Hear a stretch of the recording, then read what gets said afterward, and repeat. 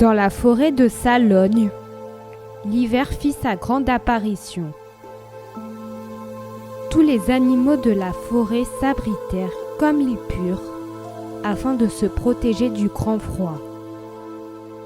Ainsi, ils passèrent l'hiver dans les arbres, les clairières ou sous la terre. Cependant, certains animaux eurent des difficultés pour combattre le froid.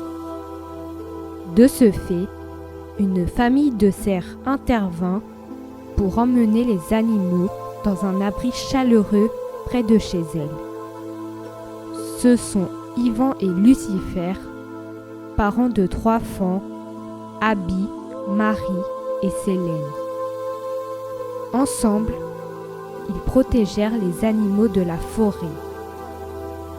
Un jour, alors qu'Ivan se promena dans la forêt, il découvrit un petit oiseau bleu inconscient sur un rondin en bois. De ce fait, il l'emmena chez lui pour le soigner.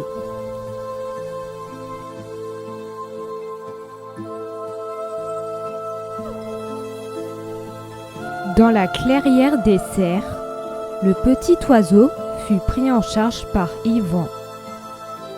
Lucifer et ses enfants demandèrent des nouvelles concernant l'oiseau. Le cerf les rassura sur son état et leur déclara que l'animal a besoin de beaucoup de repos. Par ailleurs, ils souhaiteraient l'héberger quelques jours avant de l'accueillir dans leur refuge avec les autres animaux. La famille acceptèrent de veiller sur l'animal. Quelques jours plus tard, tandis que Lucifer et ses enfants se baladèrent dans la forêt, l'oiseau se réveilla et fut perturbé de se retrouver face à Ivan. « Où suis-je » déclara l'oiseau. « Ne t'inquiète pas, tu es en sécurité chez moi avec ma famille. Je t'ai retrouvé inconscient dans les bois. Comment tu t'appelles » demanda Ivan. « Je m'appelle Raphaël. »« Enchanté, je m'appelle Ivan. Comment tu t'es retrouvé ici ?»« Je me suis envolé au-dessus de la forêt. Je me suis senti mal à un moment à cause d'un vent glacial et j'ai perdu connaissance. » « D'accord. Tu vas rester ici pour te rétablir et tu vas faire la connaissance de ma famille et de plein d'animaux comme toi. Ils sont adorables, tu verras. » « D'accord. Merci de m'accueillir chez vous. » Raphaël resta vivre chez la famille d'Ivan, malgré quelques appréhensions.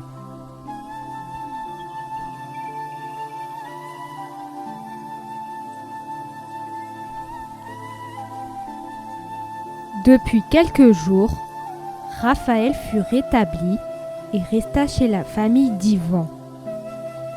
Abby, Marie, Célène et les autres animaux jouèrent ensemble dans la clairière. Ils voulurent intégrer l'oiseau, mais il refusa car il souhaita être seul. Ils respectèrent sa décision malgré quelques incompréhensions de la part d'Abby. Lucifer remarqua l'air contrarié de Raphaël depuis qu'ils l'ont rencontré. Elle se confia par la suite à son mari. « Ivan, tu le trouves comment, Raphaël ?» demanda la biche. « Ça va, je le trouve en pleine forme, » répondit Ivan. « C'est bizarre, je le trouve très renfermé. Il n'a parlé à personne. Nos enfants ont voulu jouer avec lui, mais il a refusé. C'est normal, il a besoin d'un temps d'adaptation. C'est le dernier animal qu'on a accueilli dans notre refuge. Tu verras, dans quelques jours, il s'intégrera dans notre troupe. Si tu le dis, mais on doit quand même le surveiller. J'irai lui parler tout à l'heure si tu veux. » Tandis que Lucifer et Ivan discutèrent du cas de Raphaël, Marie interrompit leur conversation en leur déclarant que l'oiseau avait disparu depuis quelques heures. Tout le monde fit le tour de la clairière, mais aucune trace de l'animal. Ce fut l'inquiétude générale. Yvan décida, par conséquent, de se lancer à sa recherche dans les bois.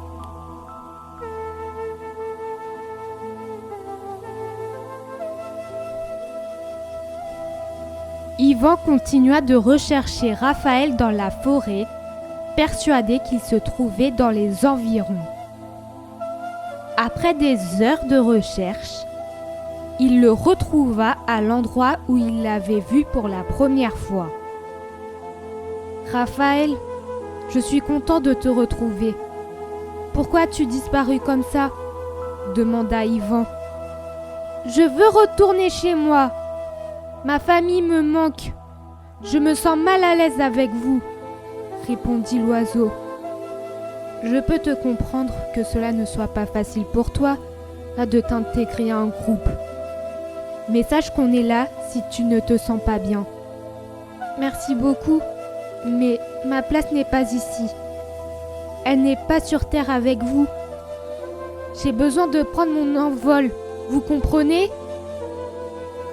Comment vas-tu faire pour affronter le froid de l'hiver ? Tu ne pourras jamais y arriver et tu vas te retrouver dans le même état auquel je t'ai retrouvé la première fois. S'il te plaît, je ne veux pas que tu meures comme les autres animaux. Pense à ce que ta famille te dirait. C'est vrai, vous avez raison. La première fois, j'ai cru que j'allais mourir et vous êtes venu me sauver. Je n'ai pas envie que cela recommence. Je tiens à profiter de la vie et voir mes proches. Merci de m'avoir fait prendre conscience que j'allais faire une grosse bêtise. De rien, c'est normal.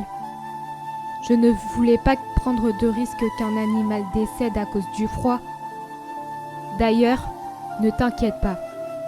Mes enfants et les autres animaux ne veulent que ton bien. Alors tu vas bien t'entendre avec eux, je peux te le garantir. Une nouvelle amitié naquit dans la forêt entre Yvan et Raphaël. Ensemble, ils retournèrent dans la clairière où les attendèrent Lucifer, ses enfants et les autres animaux de la forêt. Raphaël en profita pour s'excuser d'avoir inquiété tout le monde. Ces derniers n'en tinrent pas rigueur et lui dirent que le plus important, c'était qu'ils soient là. Ils proposèrent de jouer ensemble et Raphaël accepta avec plaisir sous le regard bienveillant d'Yvan.